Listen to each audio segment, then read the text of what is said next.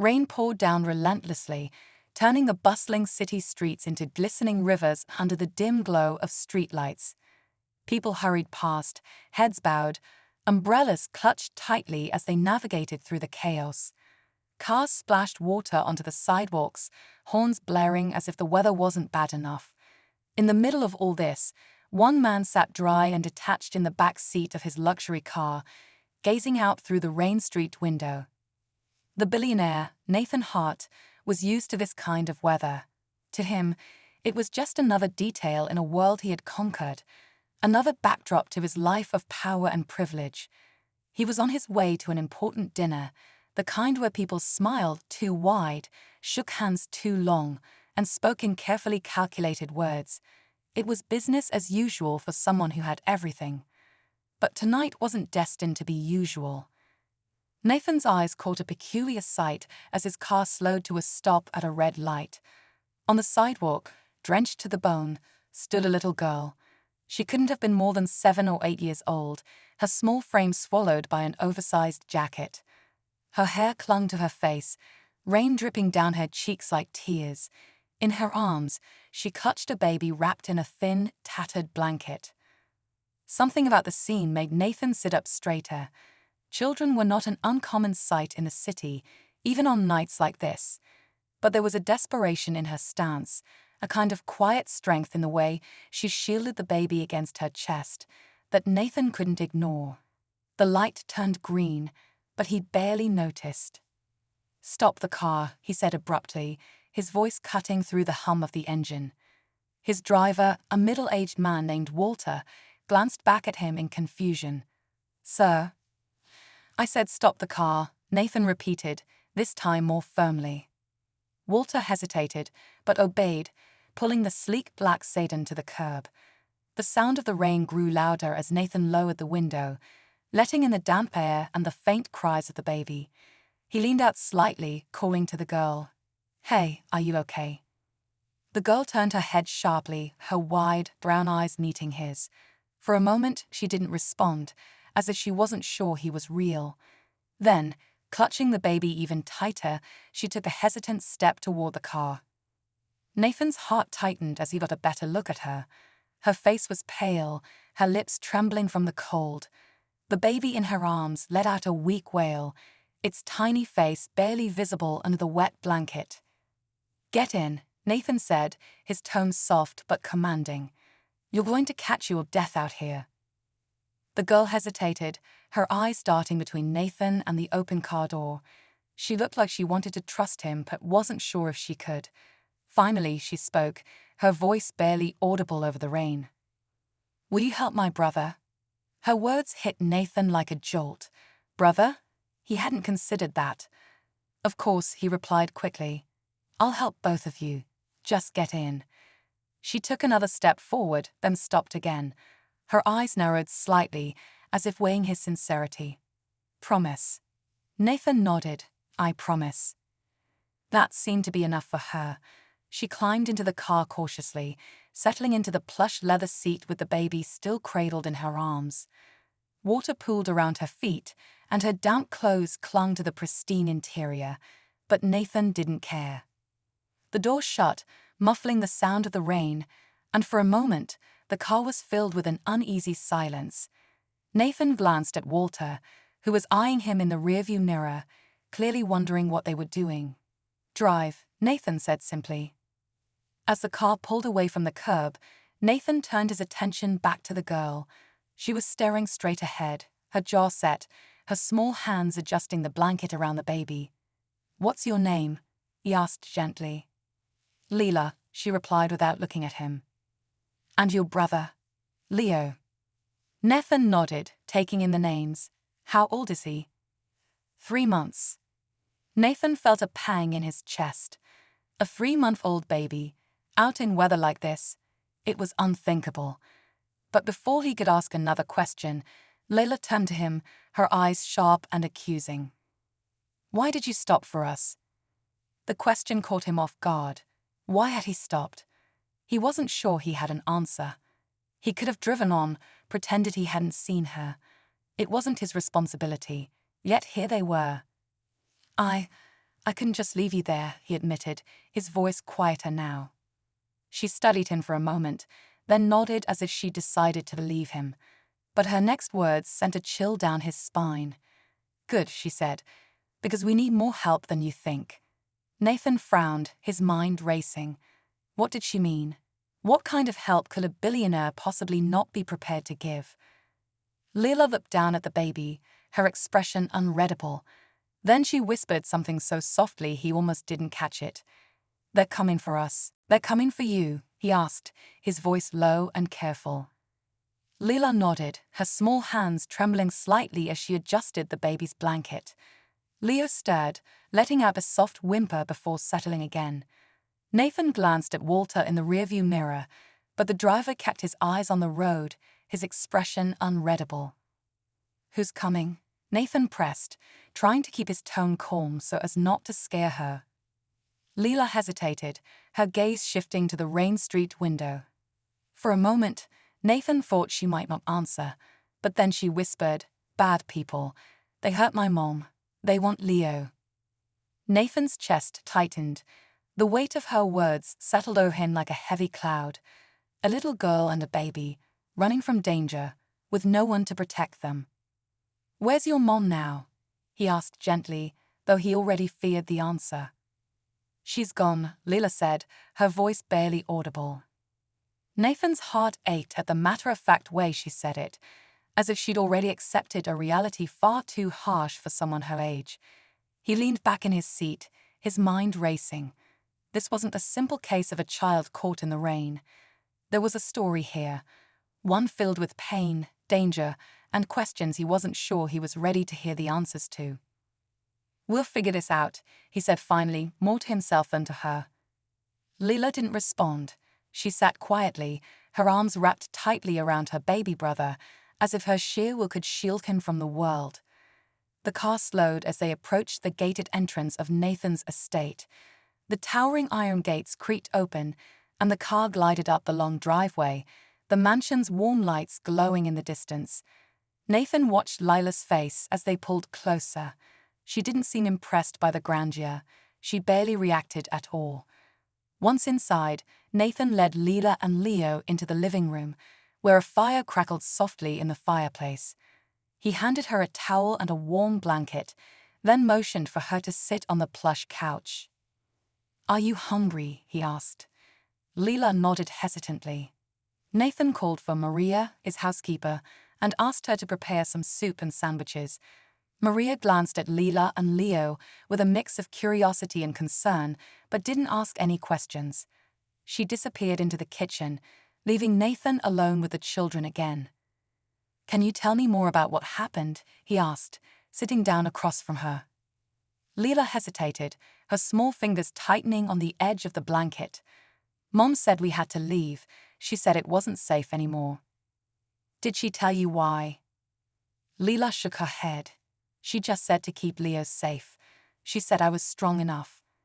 Her voice broke slightly on the last words, and she looked away, blinking rapidly. Nathan felt a pang of helplessness.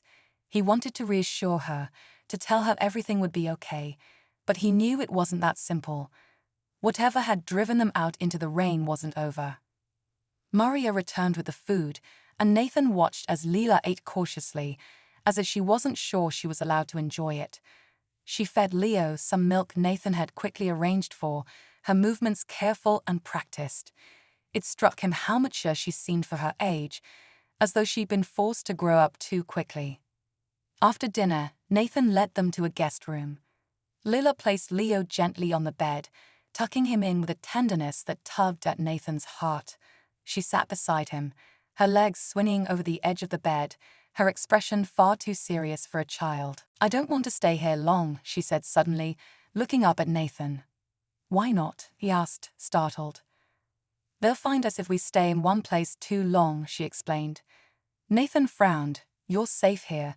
No one's getting through those gates." But Leela didn't look convinced. "They always find us," she said simply.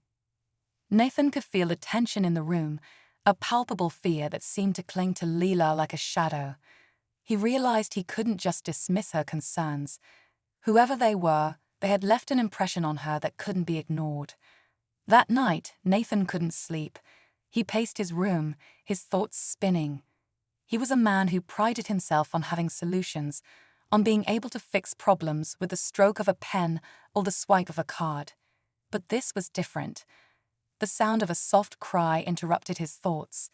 He stepped out into the hallway and found Layla standing just outside her room, holding Leo, who was fussing quietly in her arms. "He's hungry," she said apologetically. Nathan nodded. "Come with me. Let's see if we can find something for him." In the kitchen, as Leela fed Leo from a bottle, Nathan sat down across from her. "Leela," he began, his voice gentle, "I want to help you, but I need to know everything." Leela looked up at him, her eyes wary but searching. She seemed to be deciding whether she could trust him. Finally, she took a deep breath and began to speak. "They came to our house," she said. "Men in black suits. They said Mom owed them something, but she told me to take Leo and run. She said they wouldn't stop until they got what they wanted." Nathan's jaw tightened. This wasn't just a case of a family down on their luck. This was something deeper, something dangerous. "What did they want?" he asked. Leela shook her head. "I don't know. Mom never told me." Nathan sat back, the weight of her story settling over him. This wasn't going to be simple, but one thing was clear: he couldn't turn his back on them now. As he looked at Leela, her small frame silhouetted against the soft glow of the kitchen lights, he made a silent vow. Whatever it took, he would protect her and Leo, even if it meant facing the danger head-on. The storm outside had finally begun to let up, but Nathan knew the real storm was just beginning. And this time, he wasn't going to stand on the sidelines. Nathan spent the next day making calls, trying to piece together the puzzle of what had happened to Leela and Leo's family. He started with his lawyer, then a few trusted contacts in law enforcement, all while keeping the children close. Lila didn't leave Leo's side, her protectiveness unwavering. She stayed quiet most of the time, only speaking when Nathan gently asked her questions or when Leo cried and needed comforting. By mid-afternoon, Nathan had gathered a few disturbing details. Lila's mother, Sophia, had been involved in a messy situation with a local criminal organization. It wasn't her choice. She had been forced into it after falling into debt while trying to provide for her children. She had tried to pay them back, but they wanted more, something she either couldn't or wouldn't give. The last straw came when the men threatened to take Leo if she didn't comply. Sophia had fought back, sending Layla and Leo away in a desperate attempt to protect them. Nathan's contacts confirmed that Sophia had been hurt during the confrontation, but there were no signs she was alive. The men, however, were still searching for the children. Nathan knew he had to act quickly. These weren't ordinary criminals. They were the kind who thrived on fear and wouldn't hesitate to harm anyone who got in their way. He couldn't let that happen to Leela and Leo. As the evening approached, Nathan sat with Leela in the living room. "Leela, I need you to trust me," he said. "I'm going to make sure you and Leo are safe. But I need to know, did your mom give you anything before you left? Something the men might be looking for." Leela hesitated, then reached into the pocket of her oversized jacket. She pulled out a small, battered envelope and handed it to Nathan. "She told me to keep this safe," she said quietly. Nathan opened the envelope carefully. Inside was a simple key and a note in Sophia's handwriting. "This unlocks the truth. Protect it at all costs." Nathan's mind raced. What truth? What could be so important that it had cost Sophia her life? He decided not to share his growing unease with Leela. Instead, he reassured her. "You've done a good job keeping this safe. I'll take care of the rest." That night, Nathan's estate became a fortress. Security guards were stationed at every entrance, and his high-tech surveillance system was on full alert. But even with all the precautions, Nathan couldn't shake the feeling that something was about to happen. His instincts were right. Just past midnight, an alarm blared, waking Nathan from a restless sleep. He grabbed his phone and checked the security cameras. 2 dark SUVs had rammed through the front gates, and several men were already moving toward the house. Nathan didn't hesitate. He rushed to Leela and Leo's room, finding Lila sitting up in bed, clutching her brother protectively.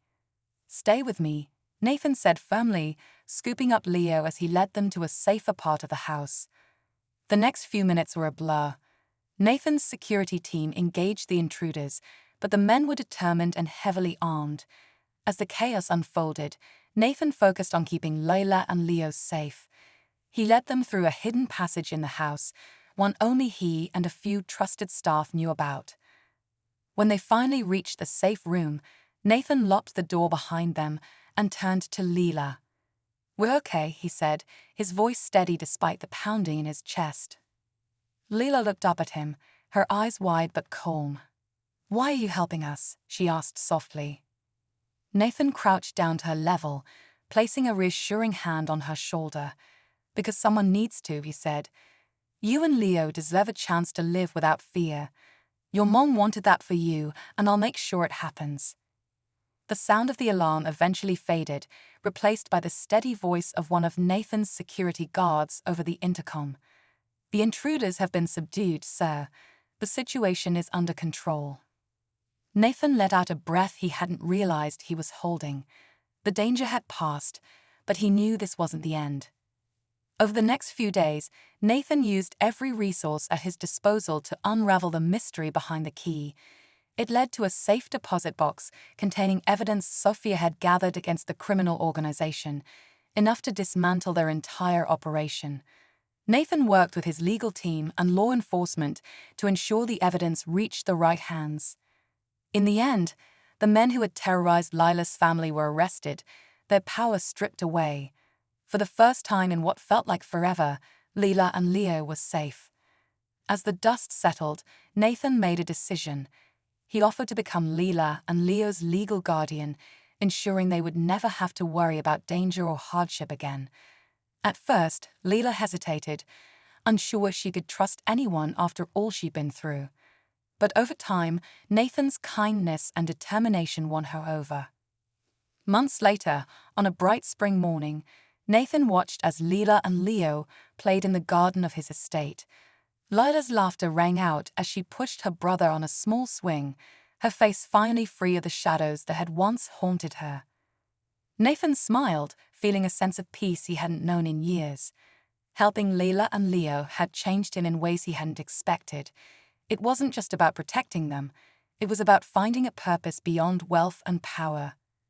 As the sun set, Nathan realized that while he had saved Leela and Leo, they had saved him too.